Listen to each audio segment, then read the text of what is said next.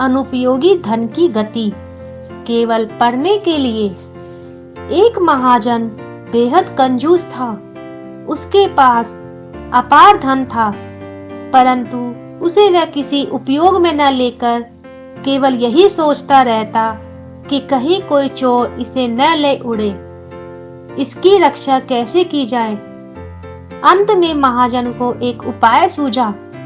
उसने अपने सारे संचित धन से एक बहुत मूल्यवान और जगमग करता हीरा खरीद लिया और मन में बोला, चलो छुट्टी हुई, यह हीरा कहीं छिपाकर धरती में गाड़ दूंगा।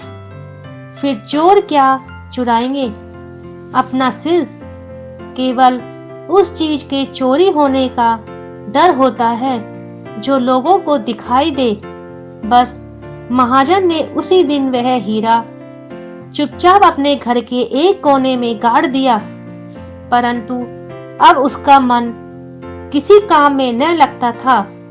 दिन रात हीरे में ही लगा रहता था। वह प्रतिदिन मौका पाते ही घर के उस कोने में जा पहुंचता जहां हीरा दबाकर रखा था। धरती खोदता और देखता कि वहां हीरा है या नहीं, किसी ने उड़ा तो नहीं लिया। फिर उस हीरे को उसी प्रकार गड्ढे में रखकर मिट्टी बराबर कर देता और अपनी बैठक में लौट आता। महाजन का नौकर बड़ा धूर्त था।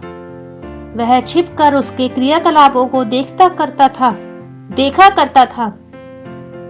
एक रात्रि जब महाजन गहरी नींद में था, नौकर उस स्थान पर जा पहुंचा जहां हीरा दबा हुआ था। भूमि खोदते खोदते जैसे ही हीरा उसके हाथ में आया, वह तो मारे खुशी के उछल पड़ा और फिर ऐसा गायब हुआ जैसे गधे के सिर से सींग। प्रातः होने पर नियमानुसार जब महाजन हीरा देखने गया तो पाया कि धरती खुदी पड़ी है। उसके पैरों तले जमीन खिसक गई। उसने घबराहट में सारी मिट्टी छान डाली और गड्ढे में हाथ डालकर देखा, परंतु वहां हीरा कहाँ था। वह दहाड़ मार मार कर रोने चीखने लगा, हाय मैं लुट गया, बर्बाद हो गया, मेरा प्यारा हीरा कहाँ चला गया। महाजन की चीख पड़ोसी ने सुनी तो वह दौड़ा हुआ आया और रोने का कारण पूछा। महाजन ने दोनों हाथों से सिर पीटते हुए कहा, मैं लुट गया भैया, बर्बाद हो गया।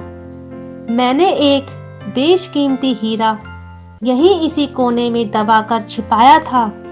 मालूम नहीं कौन पापी उसे उड़ा ले गया।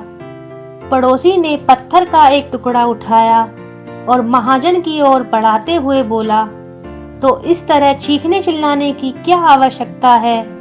लीजिए, हीरे के स्थान पर पत्थर का यह टुकड़ा रख दीजिए। महाजन विलाप करते हुए बोला, क्यों दिल्लगी करते हो?